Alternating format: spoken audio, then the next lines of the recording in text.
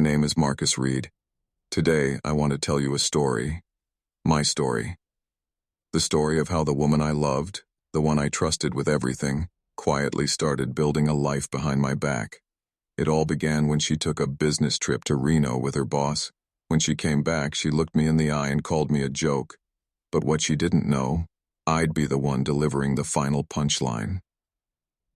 Before we begin, please subscribe to the channel and comment below where you're watching from. You staying late again tonight? Alana asked with that same fake warmth I'd heard every end of the week for about 90 days now. The tone never changed. Like a script she'd rehearsed. I looked up from my work computer, the code blurring together after nearly half a day without rest. I'm 36 years old and I design cybersecurity tools for ShieldWave Systems here in Maplewood. Alana and I have been married for over 6 years. She says she handles marketing at Stratwell Marketing Group downtown. At least that's what she's always told me. Probably, I replied. Client wants the firewall update finished by Friday. She gave a slight nod and headed to the bedroom. Her phone buzzed on the counter and she snatched it up. Too fast. The kind of move people make when they don't want you to see the name lighting up their screen. Lately, I'd been noticing things, subtle, but they stacked. How her eyes lit up at messages when she thought I wasn't watching. The new outfits in her closet that she'd never mentioned buying. The designer fragrance that suddenly appeared in our bathroom. She claimed her sister Camille sent it, but Camille lives out in Boston, and she's never once sent Alana anything like that before. I might go out with the girls tomorrow night, she called out from the bedroom. The girls, a phrase she'd only started using recently. For years, our end-of-week routine was takeout and St. Reemly. Now she had this mysterious group of friends she suddenly spent her nights with. I had never met any of them. Every time I asked for names, she'd fumble or change the topic. I closed the laptop. Something was changing. Not just in our schedule, but in our home. In our marriage. You know that heavy feeling in the air before a storm starts? That's what it felt like. In the kitchen, I scanned the magnetic calendar. 3 doctor visits listed this month.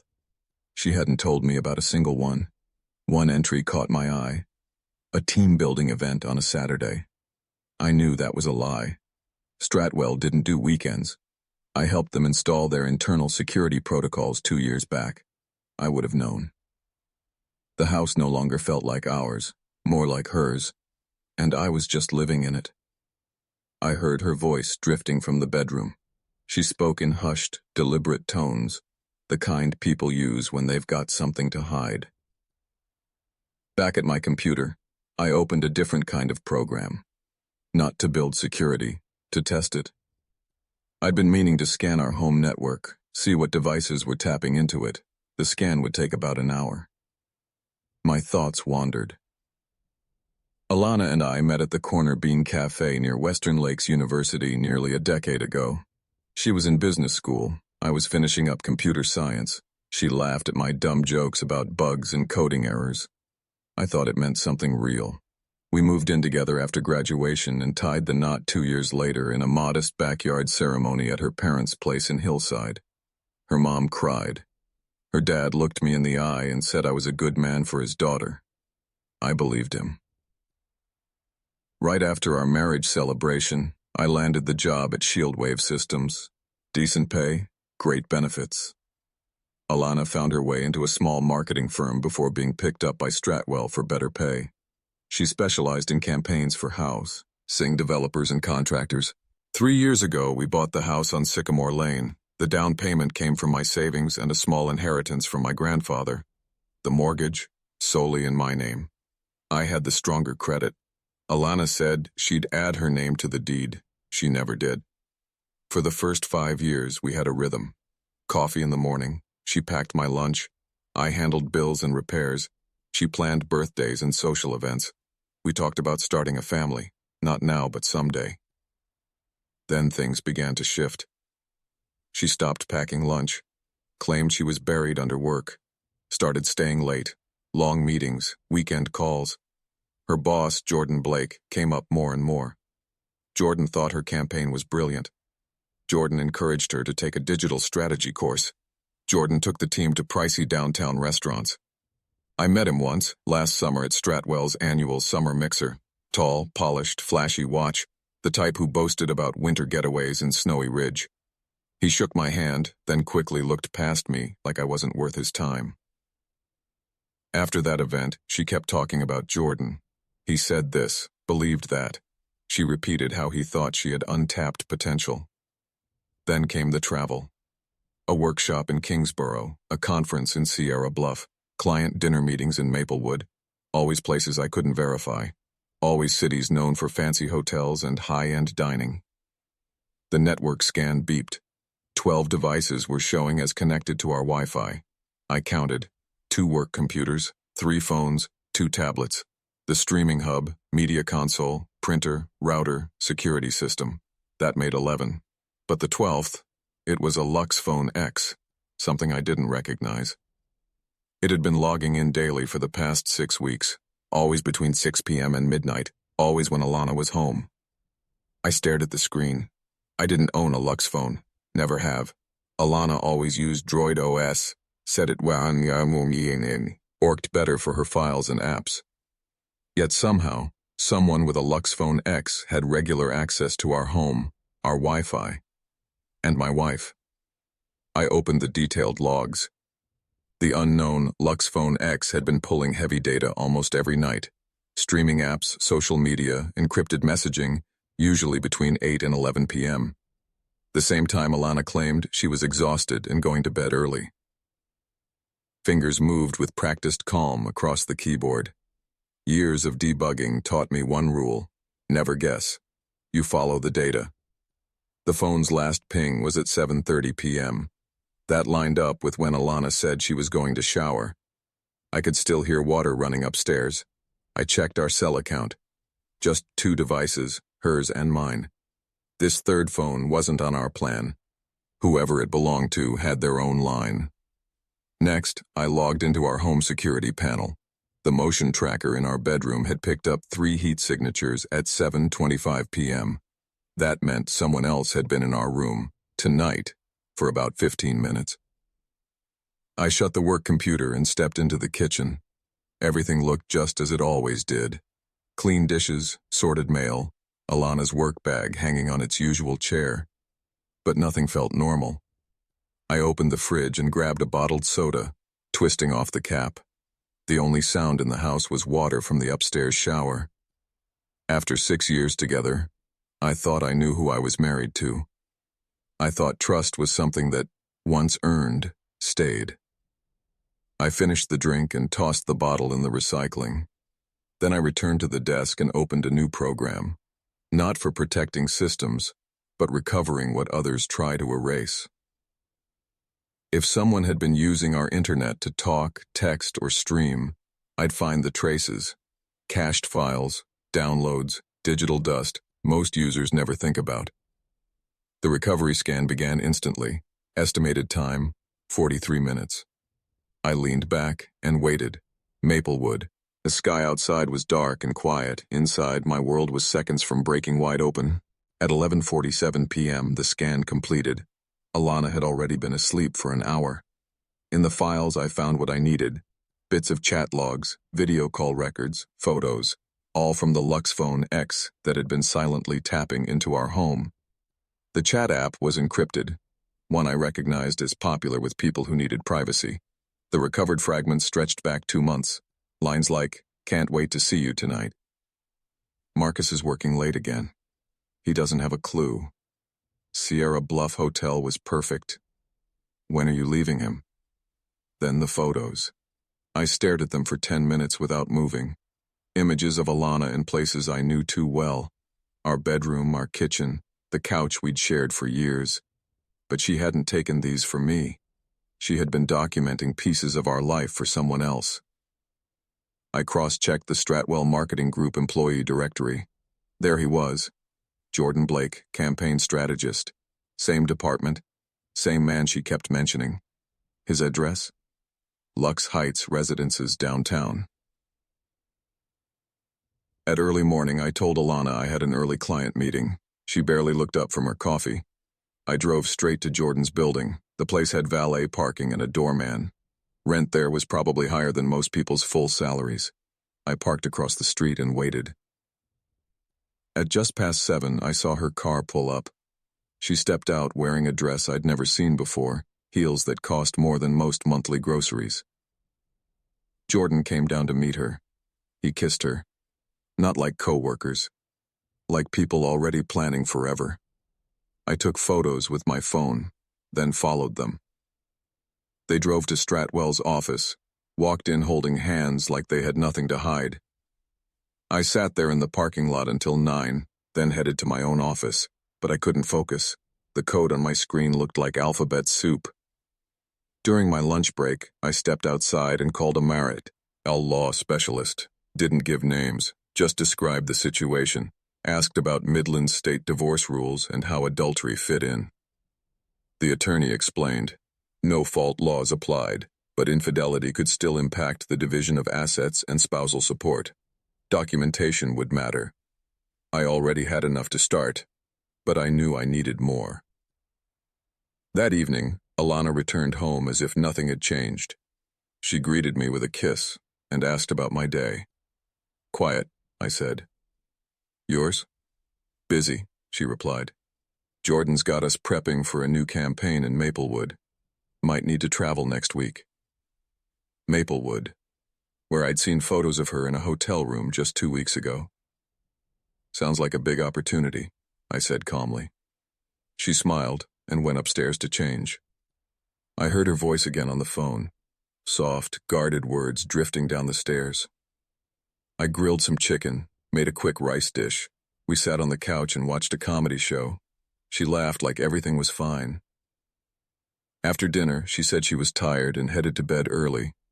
Again. I stayed up, digging deeper. The truth was already out. But I wasn't done yet. I decided to dig into Jordan Blake's background. He was 38, divorced twice, no kids. His social posts painted a picture of success.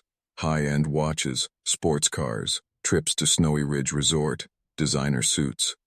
But anyone who works in tech long enough learns how to read between the lines. He looked rich, but guys like that, they're usually living on borrowed credit and charm.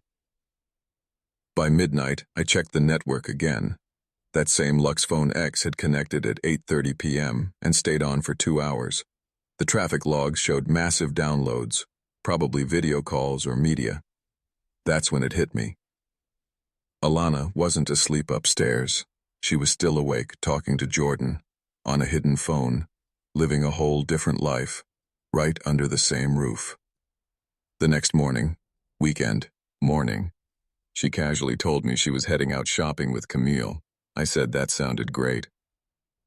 She left. I picked up the phone and called Camille in Boston. Hey Marcus, is everything okay? It's early over here. Just wanted to say thanks for the designer fragrance you sent Alana. She loves it. Long pause. I never sent her perfume.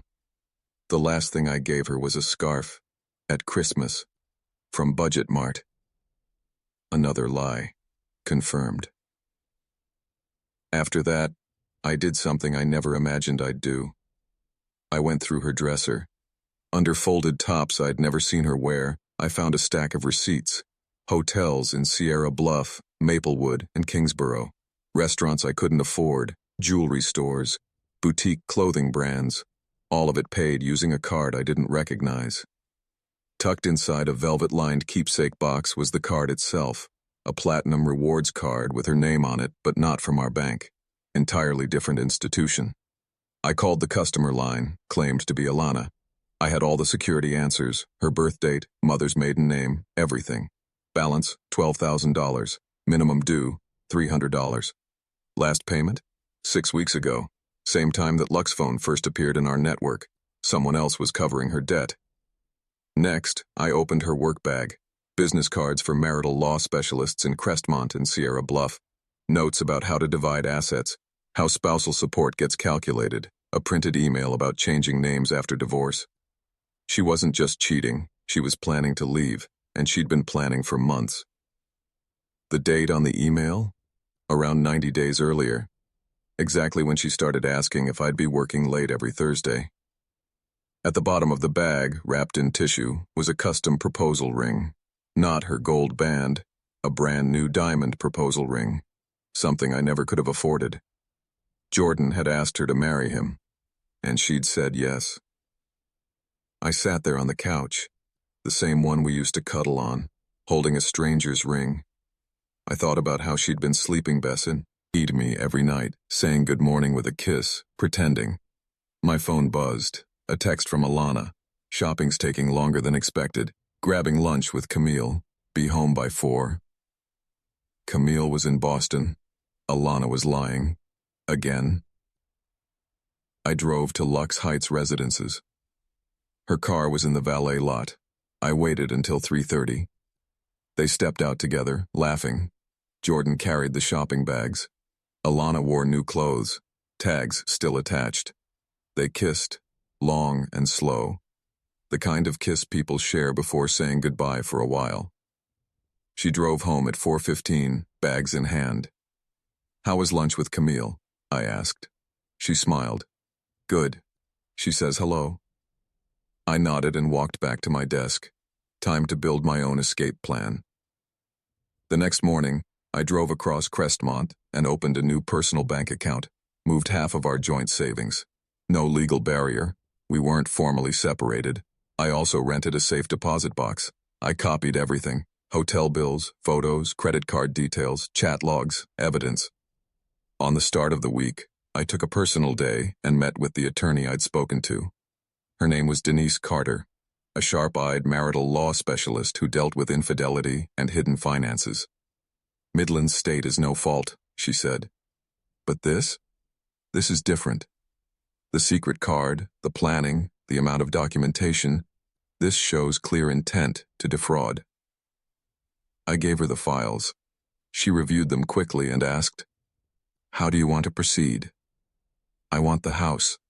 I want her to be responsible for her debt. I want protection in case she tries to take what she never earned." She nodded. "That gives us an advantage. Give me 3 days to finalize the paperwork." For the rest of the week, I played it cool. Work, dinner, small talk, weather, Streamly shows, like everything was fine. She mentioned Jordan was sending her to Maplewood on Friday, client meetings, wouldn't be back until Sunday. "Sounds like a great opportunity," I said with a smile. But Thursday night, I made a move I'd never even considered before. That night, I installed monitoring software onto our home network, the kind companies use to track employee activity. Everything from devices to downloads would now be logged and stored in a secure folder only I could access. On Friday morning, Alana packed for her supposed business trip to Maplewood. She kissed me goodbye. "I'll miss you," she said. "Have a good trip," I replied, calm as ever. At 10 a.m., Denise Carter emailed me the completed divorce paperwork. It was all ready to go. At noon, I called a locksmith. Every lock, front door, back door, garage, was changed. New keys in my pocket. At 2 p.m., I contacted our bank. As the primary account holder, I revoked her access to every shared account. By 4 o'clock, I canceled the credit cards I knew were in her name. At 6 o'clock, I redirected all our mail to a post office box I had recently opened. At 8 p.m., a notification buzzed on my phone. The Lux Phone X had reconnected to our Wi-Fi. But Alana was supposed to be out of town. The signal was coming from inside the house. Someone was in our home. Someone who wasn't supposed to be. I grabbed my work computer and drove to a cafe 10 minutes away. Logged into the home security feed. Motion sensors showed 2 bodies in the bedroom. They'd been there for over an hour. Alana had never gone to Maplewood. She and Jordan were in my house, in my bed. I called Denise. "Are you absolutely sure?" she asked. "Positive. Logs confirm his phone connected from inside. Motion sensors show 2 people in the bedroom. She told me she was traveling." "This is better than we hoped," she said. "We can serve the papers tonight." "Even with them inside the house?" "Especially with them inside. That's adultery in the marital home. I'll have a legal courier at your door within 2 hours." At 10:30 p.m., I parked 3 blocks away and walked back. The courier was already waiting in a plaque, in Sedan. "You Marcus Reed, cybersecurity developer out of Crestmont?" I nodded. He handed me the envelope. Divorce petition for adultery, property protection order, and a restraining order requiring Alana to leave the house immediately. "You're sure they're inside?" "Very sure." I opened the front door with my new key. He stepped in first and asked me to wait outside. From the porch, I heard voices rise in sharp bursts, Alana's tone, visibly shaken, Jordan's, fuming and bewildered. Then clearly, "You've officially been notified." More yelling, footsteps upstairs. Then the door opened. Alana stood there in a silk wrap I'd never seen, her expression drained of all color. Behind her, Jordan was pulling on his shirt. "Marcus, what is this?" she asked, holding the documents with trembling hands. "Divorce petition," I said, "for adultery and breach of fiduciary duty." Jordan stepped forward. "You can't just—" "It's within my rights," I cut him off. "My house. My name's on the mortgage and deed. Yours is on nothing." The courier handed Jordan a second envelope. "Restraining order. You're trespassed from the property. If you don't leave now, the police will help you." Alana began crying. "Marcus, please. We can talk. We could have talked 3 months ago. Before you accepted his proposal. Before you used his platinum rewards card to buy new clothes for your weekend trips." She opened her mouth, but nothing came out. Jordan grabbed her arm. "Come on, we'll figure this out." "Actually," I added, "you might want to call your company. I doubt Stratwell overlooks married managers sleeping with staff." Jordan's face turned pale. "You wouldn't." "Already done. Sent everything to the Employee Affairs Office this afternoon. Photos, call logs, proof you were using company hours for personal reasons." They left together in Jordan's car. Alana never looked back. The next morning, I changed the Streamly password. Petty, maybe, but it felt good. By the start of the week, Alana had hired her own attorney. He tried negotiating with Denise, but there was nothing to argue. Midland state law was clear.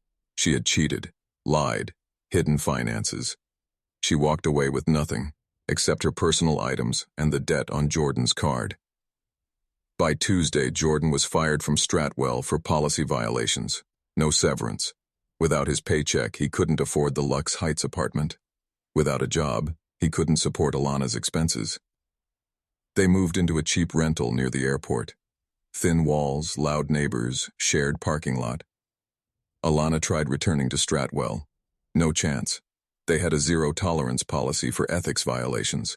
She took a lower-paying job at a much smaller firm. Jordan ended up as a policy sales rep, making a fraction of his old salary. The divorce was finalized within 3 months. I kept the house, the savings, my peace. She kept the diamond proposal ring, but had to sell it to cover legal costs. Half a year later, I got a text from her.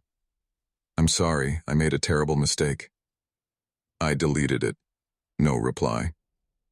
Last week, I ran into Camille at a cafe. She was in Crestmont for work.